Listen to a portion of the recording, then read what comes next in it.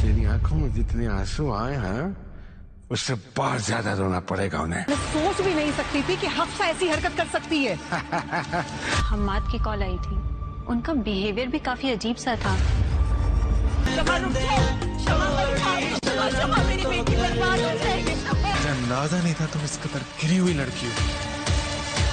अरे अभी तो शुरुआत है। क्या मजबूरी थी ऐसी झूठ बोलकर यहाँ पे एडमिट हुई? पता नहीं क्यों कुछ अजीब सा फील हो रहा है।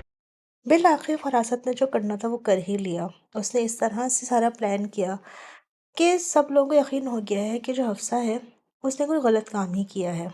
किसी को भी इस हकीकत का नहीं पता कि उसके साथ असल में क्या प्रॉब्लम हुई थी। इसी तरह से हम्माद और उसकी माँ को भी वही बताया गया जो कि फरासत ने चाहा था और उसकी बीवी ने। उन लोगों ने भी उस पर यकीन कर लिया।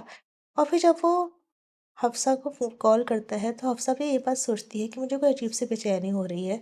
और जिस तरह से हम्माद ने कॉल की थी उनका रवैया भी बहुत ज़्यादा अजीब सा था। ये बात हो ही रही होती है कि इतने में हम्माद हॉस्पिटल पहुंच जाता है और कमरे के अंदर आकर वो काफ़ी ज़्यादा बातें सुनाने लगता है। वो उसको यही कहता है कि मैंने ऐसे कभी भी नहीं सोचा था कि तुम ऐसी लड़की निकलोगी, तुम इस कदर की हरकतें करोगी। ये सुनकर हफ्सा को बेइंतहा अफसोस होता है, उसकी आंखों में आंसू भी आ जाते हैं। उसकी माँ बहुत ज़्यादा उसको समझाने की कोशिश करती है लेकिन वो एक नहीं सुनता और उनको बातें सुना के वहाँ से चला जाता है। दूसरी जानब जब वो लोग वापस आते हैं तो हम्माद की माँ भी अपनी हफ्सा के बारे में और उसकी माँ से बहुत ज़्यादा इस तरह की बातें करती है कि मैंने कभी सोचा भी नहीं था कि हफ्सा जो कि इस कदम की लड़की होगी, इस कदम की हरकतें करेगी। ये बात सुन के हफ्सा की माँ को बेइंतहा अफसोस होगा। हालांकि हफ्सा अपनी माँ को मना कर रही थी कि इस तरह की बातें ना करें, उनको हकीकत बता दें, लेकिन उसकी माँ ने ना सुनी और वही किया जो उनका मन किया।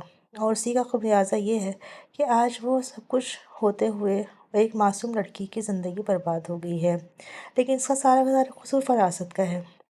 अब वो अपनी जीत पे इंतहा खुश है, अपनी बेटी से यही कह रहा है कि मेरी बेटी को एक किसी ने आंसू से रुलाया था, मैं उसको कैसे बख्श सकता था, मैं तो उसको 8-8 आंसू रुलाता। और ये बात करके वो दोनों माँ बाप और बेटी भी इंतहा खुश हैं। किसी की ज़िंदगी बर्बाद करके ये लोग वैसे ही बहुत ज़्यादा खुश हो जाते हैं।